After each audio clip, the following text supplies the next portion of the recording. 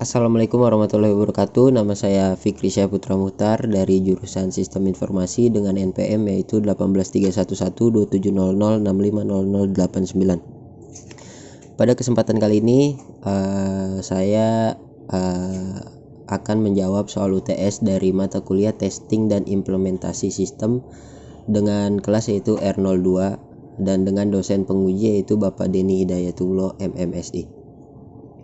Soal yang pertama yaitu apa definisi dari istilah pengujian.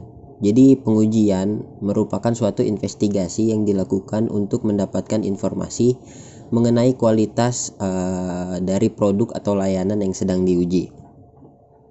Nomor 2 yaitu terdapat dua hal utama yang dilakukan dalam pengujian, sebutkan dan jelaskan.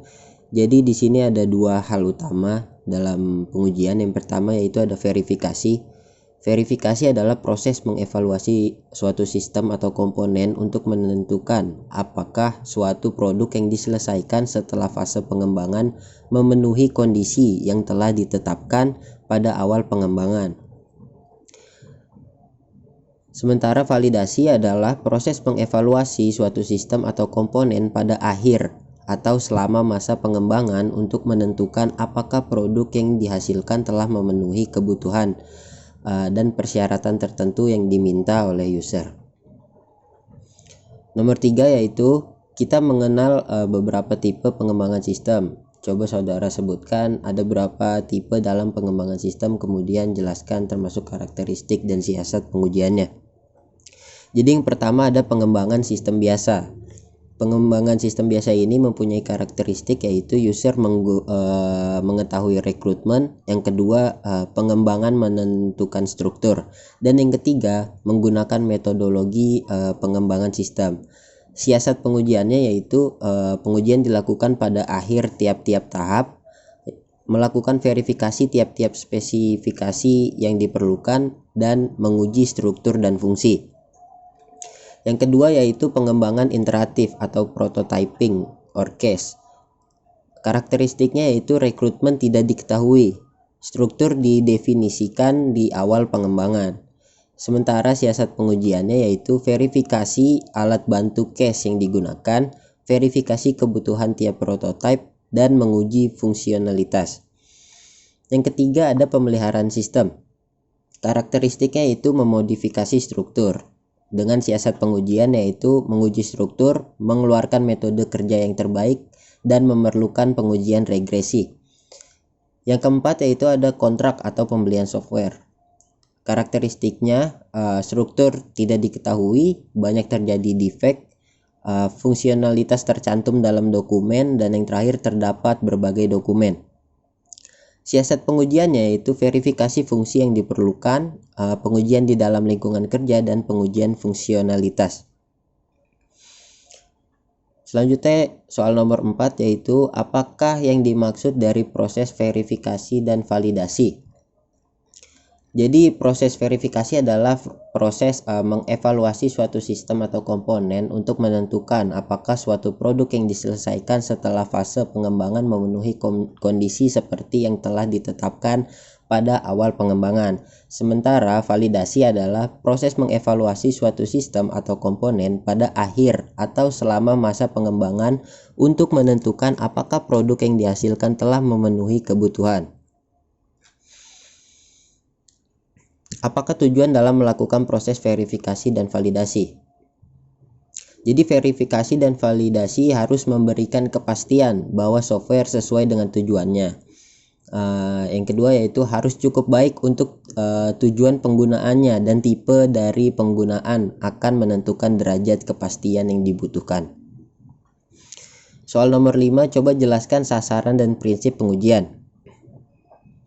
Sasarannya atau tujuannya, pengujian ada yang pertama, pengujian adalah proses mengeksekusi program dengan tujuan untuk menemukan kerusakan maupun kesalahan. Yang kedua, kasus atau skenario uji yang baik adalah mempunyai tingkat kemungkinan tinggi untuk menemukan kerusakan yang belum ditemukan. Dan yang ketiga, pengujian dapat dikatakan berhasil apabila berhasil menemukan kerusakan yang belum ditemukan sebelumnya. Sementara prinsip pengujian di sini ada 5. Yang pertama, Semua penguji mesti dapat ditelusuri hingga ke kebutuhan klien.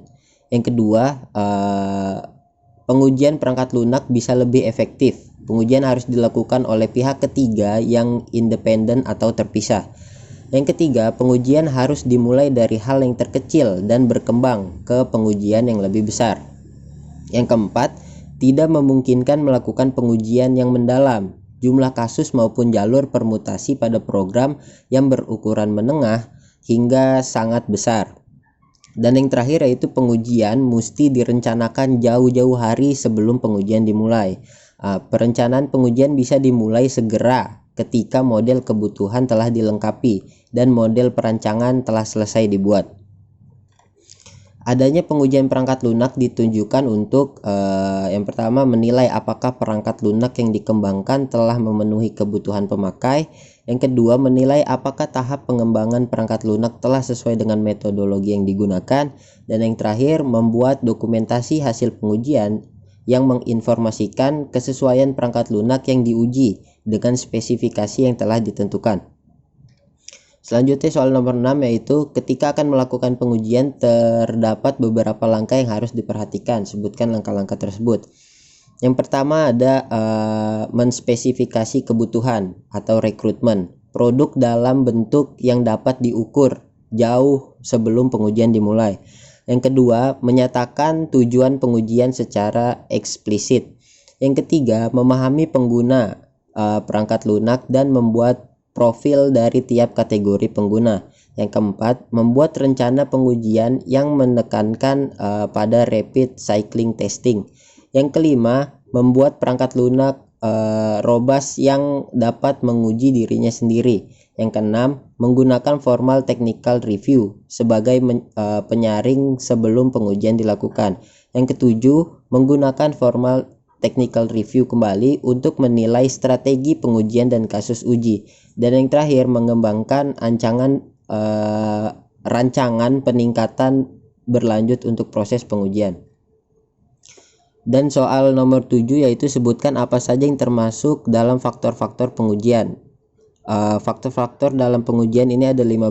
Yang pertama yaitu reliability, yang kedua ada authorization, yang ketiga ada file integrity, yang keempat ada audit trail, yang kelima ada continuity of processing, yang keenam ada service levels, yang ketujuh ada access control, yang kedelapan ada metodologi, yang kesembilan ada correctness, yang kesepuluh ada ease of use, yang kesebelas ada maintainable, yang kedua belas ada portable, yang ketiga belas ada coupling, dan 14 ada performance, dan yang terakhir yaitu ease of operations.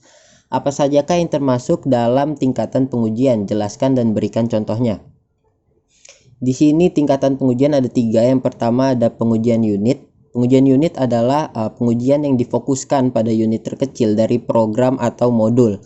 Yang kedua, pengujian regresi. Pengujian regresi adalah pengujian yang difokuskan pada gabungan unit-unit atau modul-modul yang membentuk kesatuan fungsional. Dan yang terakhir yaitu ada pengujian sistem. Ini adalah pengujian yang dilakukan pada sistem komputer secara keseluruhan. Mungkin itu saja yang dapat saya jawab. Kurang lebihnya mohon dimaafkan. Wabillahi taufiq wal hidayah. Wassalamualaikum warahmatullahi wabarakatuh.